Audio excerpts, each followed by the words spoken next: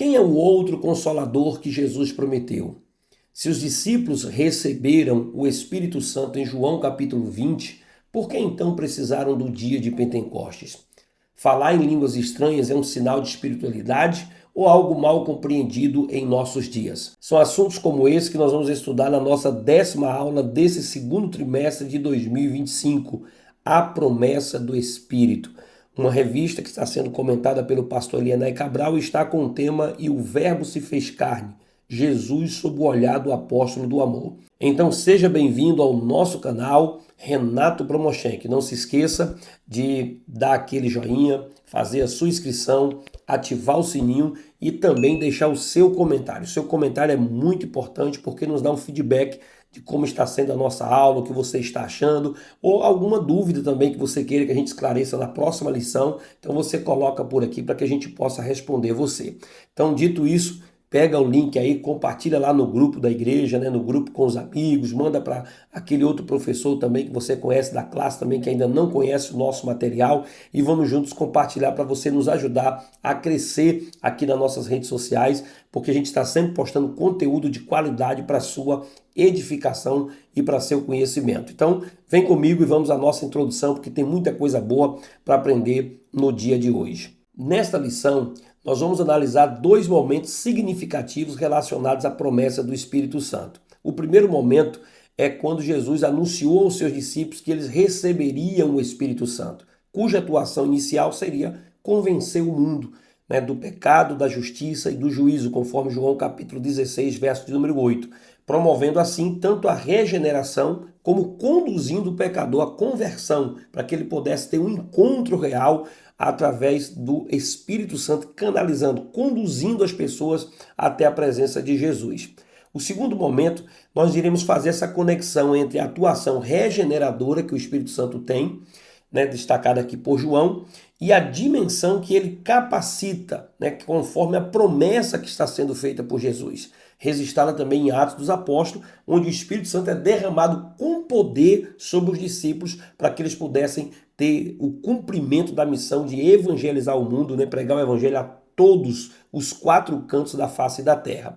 Então, dito isso, nós temos pelo menos 3 objetivos aqui ainda na nossa introdução. Primeiro, nós iremos analisar. Segundo, nós iremos investigar. Terceiro, nós iremos evidenciar. Então, primeiro, analisar a promessa do Pai conforme ensinada por Jesus aqui no Evangelho de João. Segundo, nós vamos investigar como o Espírito Santo habita nos discípulos para que eles cumpram a vontade de Deus aqui na terra, para que eles pudessem cumprir essa vontade de Deus aqui. E terceiro, evidenciar o poder transformador da descida do Espírito Santo ali no dia de Pentecostes. Então vamos ao nosso primeiro ponto da nossa revista, que fala sobre a promessa do Pai. E aqui no primeiro tópico, fala que Jesus enviará o Consolador. Em João capítulo 14, verso de número 16, o próprio Jesus promete dizendo: Ele vos dará outro Consolador. Esse Consolador aqui está se referindo ao Espírito Santo, a terceira pessoa da Trindade. A expressão habita convosco, estará em vós, em João 14, verso 17, revela que enquanto o Espírito Santo atuava com os discípulos, revela que ele estava atuando com os discípulos, mas a partir de agora, a partir do momento que o Espírito Santo fosse derramado sobre os seus discípulos, ele passaria a habitar dentro deles de forma permanente, indicando que uma comunhão íntima e contínua. O Espírito Santo iria fazer morada em nós ou nos discípulos de Jesus. Então aqui, Jesus revela uma transição significativa na atuação. A forma que o Espírito Santo estava atuando antes, no ministério de Jesus, e como atuaria depois da partida de Jesus. Então, antes ele estava com os discípulos, mas após o Pentecostes ele passou a habitar em cada um deles. Então veja que o Espírito Santo não apenas caminha ao nosso lado, como também faz morada dentro de cada um de nós. O apóstolo Paulo, quando estava argumentando com a igreja sobre a santificação do nosso corpo, ele diz: não sabeis vós que sois templo do Espírito Santo e que o Espírito de Deus habita em vós, e o Espírito de Deus tem ciúme, quando vocês contaminam o corpo, quando contamina a vida no pecado, você está contaminando o templo em que o Espírito faz morada. Então ele diz, e Deus não vai poupar aquele que destruir o templo do Espírito Santo. Já o teólogo William Hendricks, ele confirma aquilo que nós estamos ministrando quando ele diz que o nosso corpo se torna um novo santo dos santos, a habitação interior do próprio Deus. Lá no Antigo Testamento, ainda na Antiga Aliança, o Espírito Santo se manifestava de forma esporádica e sobre algumas pessoas específicas, juízes, reis e sacerdotes. Já no Novo Testamento, a promessa seria que ele seria derramado sobre todos e não de forma a descer para manifestar uma capacitação, uma unção específica, mas agora estaria conosco, estará convosco todos os dias até a consumação dos séculos. E no capítulo 16, Jesus afirma, que ao vir o Consolador, ele convencerá o mundo do pecado, da justiça e do juízo. Esse versículo que nós acabamos de ler, ele demonstra o ministério, e a obra regeneradora que o Espírito Santo tem. Pois é o Espírito Santo que confronta o mundo com a realidade do pecado. Que pecado é esse? O pecado de não crer na pessoa de Jesus. Da justiça, porque Cristo foi ao Pai provando ser justo. Então ele nos convence disso.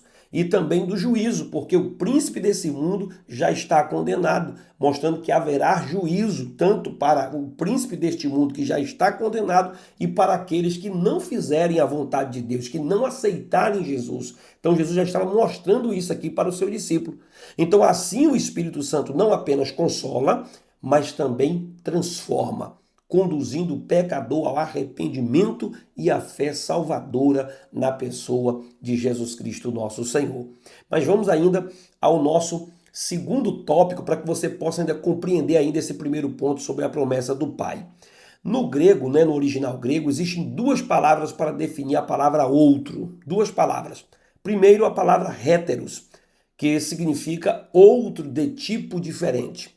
Já a palavra allos, que significa outro da mesma espécie, natureza ou substância. Então, lá na linguagem grega, eles têm duas palavras para definir a palavra outro.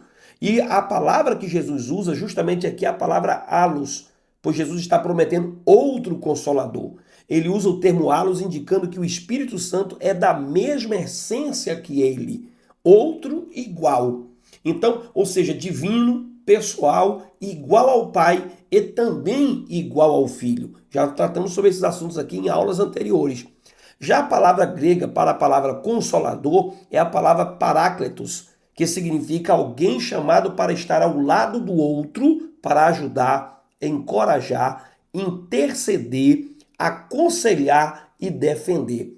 Ou seja, então quando Jesus diz que mandará outro consolador, ele está dizendo, eu estou mandando alguém igual a mim, na mesma essência, na mesma substância, e ele fará o meu trabalho de ser o outro consolador. Então ele está dizendo, ele vai consolar, ele vai defender, ele vai interceder, ele vai encorajar vocês, ele vai aconselhar vocês, ele vai trabalhar em vocês. Então é isso que Jesus está dizendo. Então trata-se de um amigo fiel, semelhante a um advogado de defesa que atua em favor de alguém, especialmente em situações difíceis. Não é assim que atua um advogado?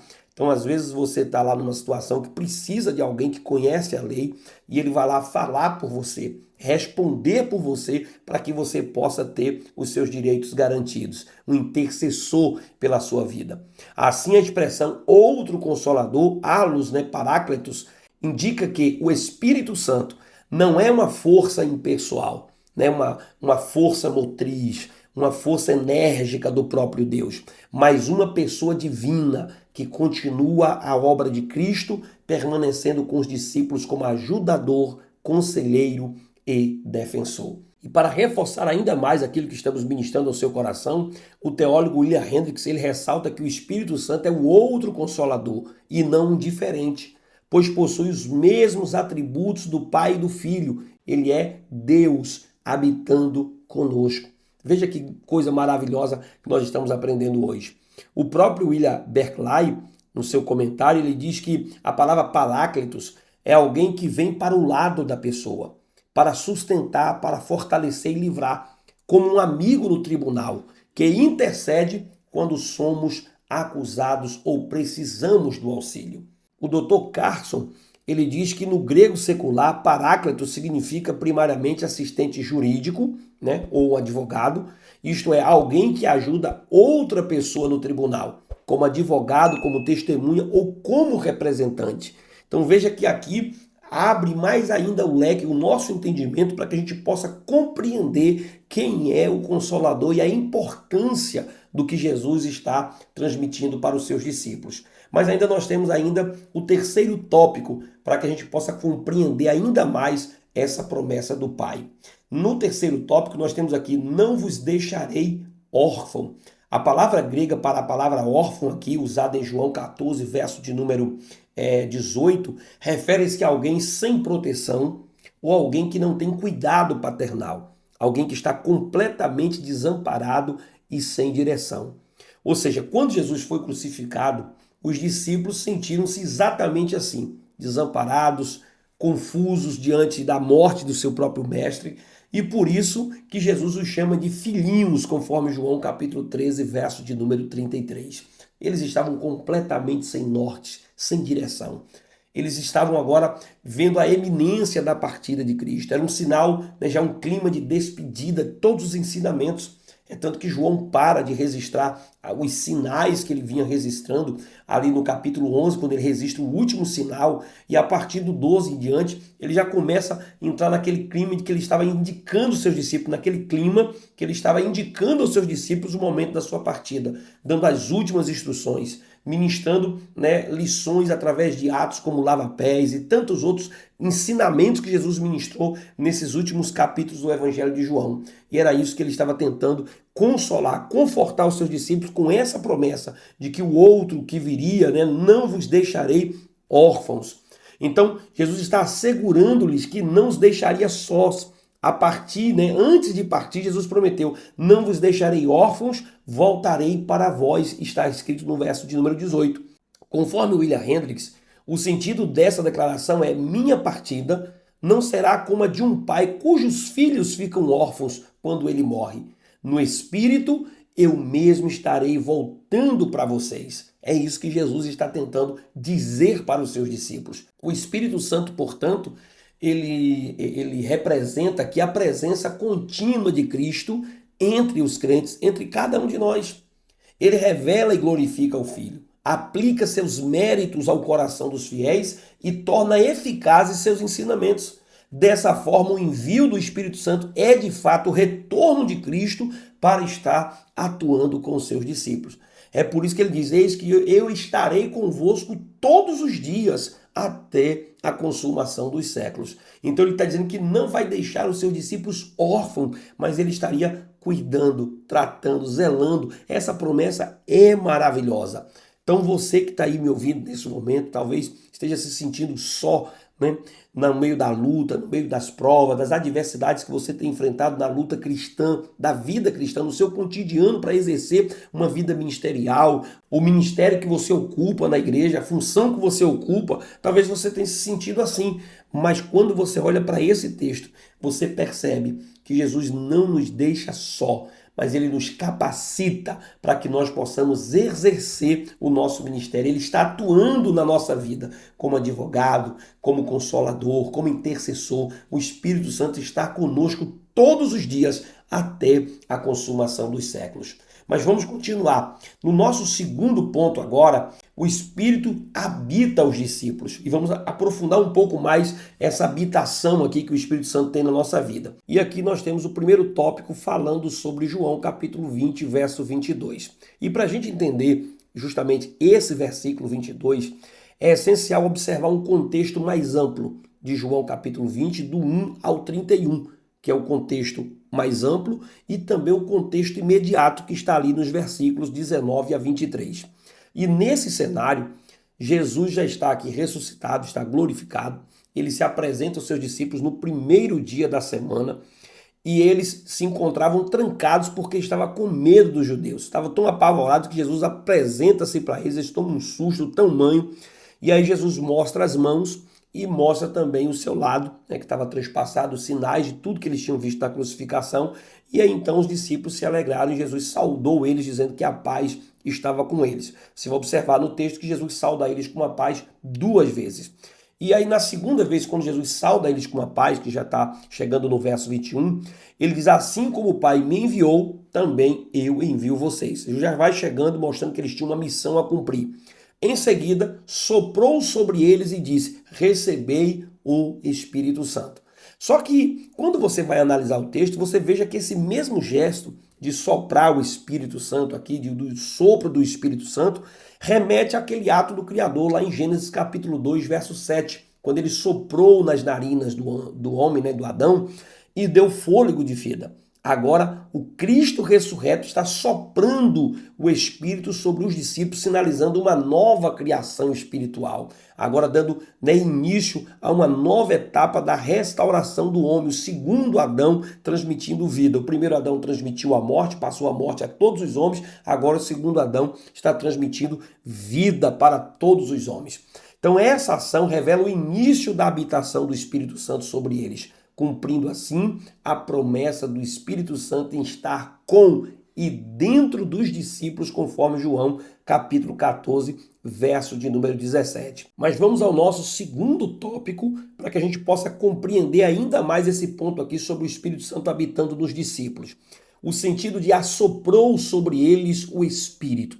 Você vai observar que o versículo 22 de João capítulo 20 diz assim: e havendo dito isto, assoprou sobre eles e disse-lhes: recebei o Espírito Santo. E esse versículo aqui tem gerado diversas interpretações teológicas divergentes aqui uma da outra. O segmento que acredita na atualidade do Espírito Santo e também tem o segmento daqueles que não acreditam na atualidade do Espírito Santo. Então eles acabam divergindo ou não concordando com esse texto.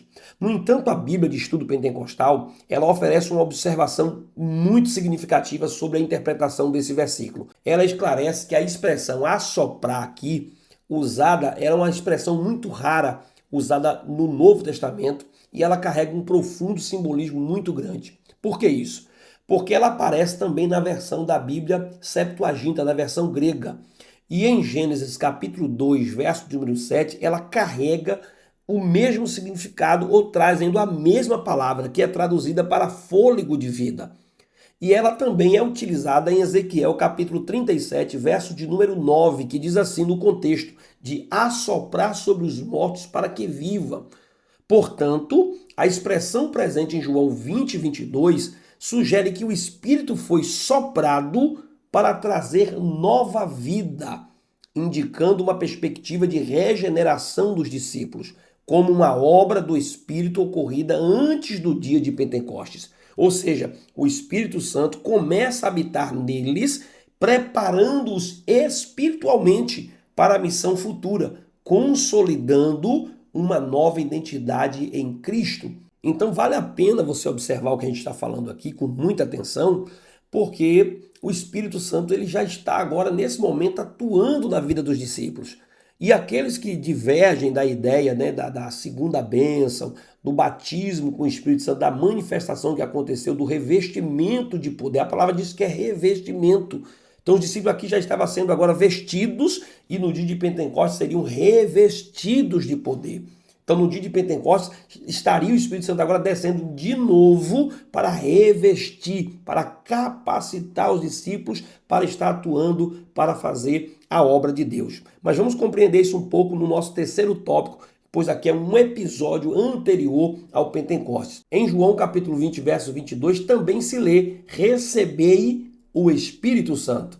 Então essa expressão surge como consequência direta da menção soprou sobre eles, indicando que o Espírito Santo habitou os discípulos naquele momento específico.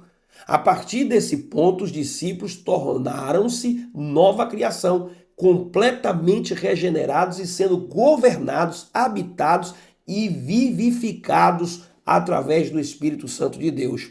Em Romanos, capítulo de número 8, versículo de número 9 até o verso 14, eu vou resumir para você entender aqui o pensamento de Paulo, ele fala sobre a importância de ser guiado pelo Espírito Santo para ser considerado filho de Deus. E observe, Se alguém não tem o Espírito de Cristo, não é dele. Quem é guiado pelo Espírito de Deus é filho, não por herança sanguínea ou por herança de sangue, mas pelo Espírito que clama Abba, Pai, em nossos corações. Então, baseado nessa teologia que Paulo está ensinando à igreja em Roma, a gente pode entender que quando aconteceu o dia de Pentecostes, não foi a primeira vez que os discípulos estavam recebendo o Espírito Santo, mas aqui era o revestimento de poder. E ainda dando continuidade nesse mesmo pensamento aqui, o apóstolo Paulo escrevendo aos Gálatas no capítulo 5, verso 16 a 26, são muitos versículos, eu só vou resumir para você entender, onde Paulo fala sobre a diferença entre viver na carne e viver no Espírito. Ele está dando um alerta para os cristãos, né, sobre os perigos das obras da carne. Por exemplo, imoralidade, idolatria, inimizade. E ele lembra que quem pratica essas coisas não herda o reino de Deus. No entanto, o fruto do Espírito é amor, alegria, paz, entre outros. Então, os que vivem no Espírito são guiados por esses. A vida no Espírito implica crucificar a carne com seus desejos e seguir o caminho do Espírito, evitando assim a cobiça, né, a inveja e tantos outros males. Contudo, essas experiências que estão sendo apresentadas por Paulo como fruto do Espírito, como obras que são evidenciadas através do Espírito Santo operando na nossa vida, elas não substituem o Pentecostes. Você vai observar em Atos capítulo 1, verso 8, Jesus prometendo um revestimento de poder para testemunhar. Logo, João capítulo 20, verso 22, refere-se à regeneração pelo Espírito. Atos 2 descreve a capacitação sobrenatural para o ministério. Então você vai observar que são experiências distintas, mas que se completam, são complementares. Você vai observar que uma é uma ação interna e a outra é uma ação externa.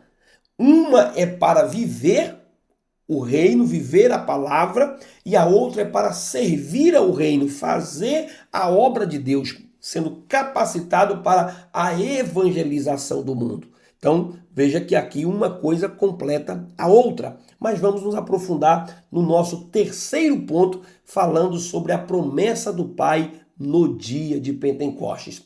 Aí nós temos aqui ainda o nosso primeiro tópico, falando que de repente, o evento de Atos 2 acontece cerca de 50 dias após a Páscoa. Aí é por isso que é chamado de Pentecostes, porque é o 50º dia depois da Páscoa. Durante a festa de Pentecostes também era conhecida como Festa das Semanas ou Festa da Colheita, conforme Êxodo capítulo 23, verso 16 e Levítico 23, versículo de número 15 a 21. Era uma celebração judaica marcada pela gratidão a Deus pelas primícias da colheita. Ou seja, eles tinham ali a Páscoa, que acontecia no calendário deles no primeiro mês, no dia 14. 50 dias depois, então, tinha essa festa aqui, chamada Festa das Primícias. E foi nesse cenário profético e simbólico que cumpriu-se a promessa do Pai. Em Lucas 24, verso de número 49, e Atos 1, verso 14, quando diz para que eles ficassem em Jerusalém até que do alto sejassem revestidos com a promessa do Pai. Após a ressurreição, Jesus aparece aos seus discípulos diversas vezes durante esses 40 dias. Foram várias aparições e falando sempre acerca do reino de Deus, instruindo-os, né, a não se ausentarem de Jerusalém, mas guardarem o revestimento, mas para aguardarem o revestimento de poder que viria do alto sobre a vida deles. Então foi então que, de repente, no 10º dia após a ascensão de Jesus, algo extraordinário aconteceu. O texto diz que veio do céu um som como de um vento veemente e impetuoso. Veja que o texto não está dizendo que veio do céu um vento, mas veio o som como de um vento veemente e impetuoso. Essa, súbita manifestação demonstra que o derramamento do Espírito Santo não foi produzido por esforço humano. O texto diz que veio do céu, não foi da terra. Veio do céu um vento veemente e impetuoso. Então foi uma ação soberana e inesperada, pois foi algo de repente, marcando o início da era da igreja, conforme prometido pelos profetas em Joel capítulo 2, verso 28 até o verso de número 29. Mas vamos ainda ao nosso segundo tópico. e todos foram cheios do Espírito Santo. Então observamos que durante o ato da conversão, o Espírito Santo realiza a regeneração na vida do crente, que é o ato do nascer de novo. Quando você tem um encontro com Cristo, você nasce de novo. Lógico, uma criança não nasce falando, não nasce andando, não nasce fazendo todas as atividades de um adulto. A partir dali é uma nova vida com Cristo. Vai aprendendo a caminhar, aprendendo a falar, aprendendo a conviver como nova criatura, a ser uma nova criatura, a se despir do velho homem. Isso é evidente quando Jesus declara que o Espírito habita convosco e estará em vós. E também ao afirmar que ele convencerá o mundo do pecado, da justiça e do juízo. Então essa convicção é o início da transformação operada pelo Espírito. Então quando você se entrega a Cristo, a gente usa muita expressão aceitar Jesus, na verdade é ser aceito, né, por esse Cristo que morreu na cruz do Calvário e nos deu vida e vida em abundância. Então, após a ressurreição, Jesus soprou sobre os discípulos e disse: recebei o Espírito Santo, marcando o momento em que passaram a ser habitados pelo Espírito Santo.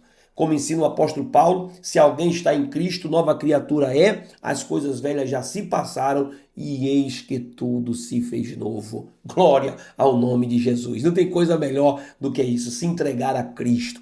Reconhecer esse amor, essa graça, né, que nos convida a sermos filhos de Deus. Essa plenitude do Espírito não é a mesma coisa que a conversão. Esse revestimento aqui, esse dia de Pentecostes, não é a mesma coisa da conversão, mas um revestimento de poder. É uma experiência que marca o início do ministério apostólico público, caracterizado pela própria ousadia, com sinais, com maravilha, como vemos o próprio Pedro a partir desse momento em Atos capítulo 14, verso 41. Até esse momento aqui, os discípulos estavam todos tímidos, né? Meio que acanhados ali, sem saber muito como fazer. Mas na hora que foram revestidos do poder, a Bíblia diz que houve aquela acusação, dizer que eles estavam bêbados, né, embriagados. Pedro se coloca de pé juntamente com os 11 e diz: o que está acontecendo aqui não é fruto da embriaguez, do vinho, né, da bebida, mas isso aqui é fruto da promessa do Pai, lá em Joel capítulo 2, quando ele diz que iria derramar do seu Espírito. Olha que exposição maravilhosa que Pedro faz das Escrituras, dando um dos melhores sermões pregados sobre quem era Jesus para aquele povo. E a Bíblia diz que 3.000 almas se converteram naquele dia, quase 3.000 almas se converteram se rendendo a Cristo. Então você observa que é uma experiência que marca o início do ministério apostólico. Ali havia sinais, havia maravilhas. Contudo, além da regeneração, é necessário que os salvos sejam cheios do Espírito Santo e revestidos do poder para testemunhar de forma eficaz, com ousadia, como os discípulos passaram a fazer a partir deste dia depois do Pentecostes. Então, contudo, além disso, eles vão testemunhar. Assim, especialmente no livro de Atos dos Apóstolos, ser cheio do Espírito está associado ao batismo com o Espírito Santo. Como descrito em Atos capítulo 2, verso 14, todos foram cheios do Espírito Santo e começaram a falar em outras línguas, conforme o Espírito Santo lhes concedia que falasse. Ser cheio do Espírito Santo, portanto, não é um evento isolado, mas uma necessidade contínua que nós temos conforme Efésios capítulo 5, de número 18. Onde Paulo diz: não embriagueis com vinho em que há contenda, mas sejam cheios do Espírito Santo. E nas descrições que se seguem, Paulo vai dar características de como é que o crente anda quando ele está cheio do Espírito Santo, dominado pelo Espírito Santo, né? Transbordando da graça e da misericórdia de Deus. No livro de Atos, essa plenitude aparece repetidamente, acompanhando os momentos chaves da expansão da igreja. Cada momento que a igreja ia sendo aberta, que a igreja ia se firmando, né, que almas iam se convertendo a Cristo, o apóstolo Paulo ia, ou o apóstolo Pedro, sempre ali os apóstolos se apresentando e Deus derramando do seu Espírito Santo, confirmando a abertura do trabalho, o início da igreja, a igreja se expandindo. Então a igreja primitiva vivia na dependência constante do Espírito Santo para proclamar o evangelho com eficácia. E quando você observa o texto, vai dizer todos foram cheios, sem exceção. Ali tinha mulheres, ali tinha talvez crianças, ali tinha jovens, ali tinha idosos, Todos estavam ali e todos 120 foram cheios do Espírito Santo. E é bom lembrar que o próprio texto de Joel diz que o Espírito Santo ia ser derramado sobre servos e servas. Então fala de homens e de mulheres, fala de servos, né? Era muito comum naquela época as pessoas terem escravos, terem as servas, né? Que não eram funcionários como hoje, um de carteira assinada que é apenas um empregado, mas eram servos, serviçais que serviam seus senhores. E diz que servos e servas, vossos filhos e vossas filhas, sem fazer nenhuma discriminação. Espírito Santo derramando sobre todos, todos. Velhos iriam ter sonhos e jovens teriam visões. Todos, sem distinção de idade, de cor, de raça, né? Todos estavam ali e todos foram vistos sendo cheios do Espírito Santo. Glória ao nome de Jesus. É essa unção, é essa graça que nós pregamos. Essa é a promessa do Pai no dia de Pentecostes. E para nós terminarmos, eu quero falar sobre o terceiro e último tópico. E começaram a falar em outras línguas. E o falar aqui em outras línguas, né, conforme a palavra glossolalia, foi o sinal visível e imediato do batismo no Espírito Santo. Lucas registra que todos os presentes falaram em outras línguas, conforme o Espírito lhes concedia que falasse. Essas línguas, elas não eram aprendidas ou conhecidas pelos que falavam, mas foram dadas de forma sobrenatural pelo Espírito Santo. Embora alguns ouvintes em Jerusalém entendessem as línguas faladas em seus próprios idiomas, Atos capítulo 2, verso de número 6 a 16 vai explicar isso, o texto aponta que os discípulos falavam das grandezas de Deus. Não era falando algo aleatório, algo comum, era algo que falava das grandezas de Deus no verso 11. Ou seja, estavam adorando a Deus de maneira sobrenatural. Veja que trata-se de uma expressão espiritual, espontânea, que glorificava a Deus e edificava a fé de todos aqueles que estavam ouvindo. Então, o falar em línguas nesse contexto serviu como sinal externo, audível, da presença do Espírito Santo, cumprindo assim a profecia de Joel e inaugurando uma nova fase na obra redentora de Deus entre os homens aqui na terra. Além disso, a promessa não era limitada àqueles discípulos, mas estendia-se a todos, pois olha o que Pedro vai dizer no verso de número 39, a vós, a vossos filhos e a todos os que estão longe, e quantos, a quantos Deus nosso Senhor chamar, todos esses receberão também essa promessa. Então a promessa do derramar do Espírito é sobre todos, ela continua atual. O Espírito Santo ainda continua revestindo cada um que se rende, que se entrega ao seu nome e vem buscando a sua presença a cada dia. E eu quero deixar aqui uma nota pastoral, um conselho, do uso responsável do falar em outras línguas. E é importante, eu gostaria que você colocasse isso no seu coração, a nota que eu estou acrescentando aqui no finalzinho dessa lição, que é importante destacar que o falar em outras línguas, conforme escrito em Atos capítulo 2 e nas epístolas paulinas, é dado soberanamente pelo Espírito Santo.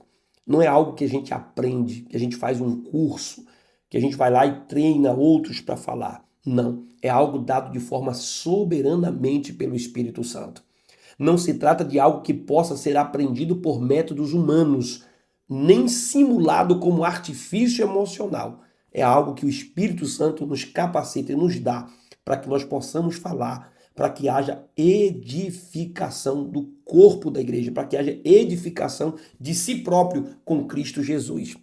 Infelizmente, em nossos dias, nós estamos vendo aí uma banalização desse dom nas redes sociais, em vídeos onde se promovem aulas para ensinar e falar em línguas, ou onde pregadores tentam forçar uma espécie de espiritualidade sem discernimento e sem reverência. Os nossos cultos hoje, atualmente, são gravados, são filmados, são feitos recortes e são colocados na internet. E na maioria das vezes, que se percebe em muitos casos, é uma zombaria, uma chocarrice com aquilo que o Espírito Santo está fazendo nos contextos da igreja. Porque muitos querem impressionar, passar uma certa espiritualidade que não tem, ou querem mostrar que são espirituais, sendo que não há necessidade de nada disso. Se percebe em muitos casos é pessoas tentando impressionar o público, né? Ou às vezes falta ali a argumentação, às vezes falta, né, a verdadeira unção do alto e querem parecer que tem a unção quando então falam em línguas estranhas. E isso a gente tem que ter muito cuidado, porque quando é algo de Deus, quando é algo dado pelo Espírito Santo, a Bíblia diz que o Espírito testifica no nosso espírito. Mas quando não é, querido, vai acabar servindo apenas de zombaria. Eu sei muito bem que o mundo não compreende as coisas do Espírito. Sei muito bem que as coisas da igreja, as coisas, né, do reino de Deus parecem loucura para os que perecem, mas nós devemos evitar que nós possamos dar motivos para que a igreja possa ficar sendo escarnecida aí nas redes sociais, através de vídeos e dos meios de comunicação. Veja, por exemplo, que isso tem gerado escândalo e zombaria, afastando muitos da verdade do evangelho. Ao invés de crer na mensagem, acabam zombando da mensagem. Olha o que Paulo vai dizer na primeira carta aos Coríntios, capítulo 14, verso 23 a 25. Ele adverte com muita clareza: de se, pois, toda a igreja se congregar num lugar e todos falarem em línguas e entrarem doutos ou infiéis, não dirão porventura que estáis loucos? Então, por isso, o apóstolo recomenda que tudo seja feito com ordem, com decência e com entendimento, visando a edificação da igreja e o bom testemunho diante dos de fora. Então, o verdadeiro mover, querido, do Espírito Santo sempre glorifica a Cristo, edifica os crentes e convence os incrédulos através do poder de Deus. Então, essa é a ideia, né? Esse é o objetivo, ser cheio do Espírito Santo para glorificar a Cristo, para falar das grandezas de Deus e que haja entendimento em todos os nossos cultos. E eu quero concluir essa aula de hoje dizendo a você que a promessa do Pai, ela abrange tanto a regeneração do pecador como a capacitação do salvo para testemunhar do poder de Cristo. Então, o Espírito Santo tem essa missão, tanto de efetuar em nós a regeneração, que é a promessa do outro Consolador, como também da capacitação que acontece nas nossas vidas através do batismo com o Espírito Santo.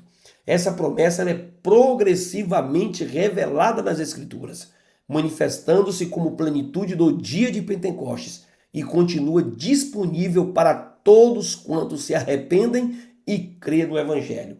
Nós não cremos que ela cessou, que ela parou somente para aquele tempo.